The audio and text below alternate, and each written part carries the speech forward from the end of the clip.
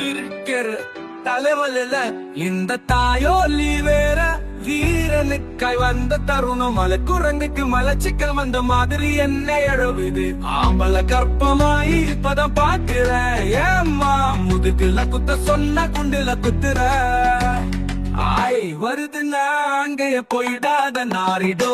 நாய்க்குட்டியில கால வச்ச மாதிரி மூஞ்ச வச்சிருக்க ஒருவேளை அவனுக்கு மூல பிரச்சனையோ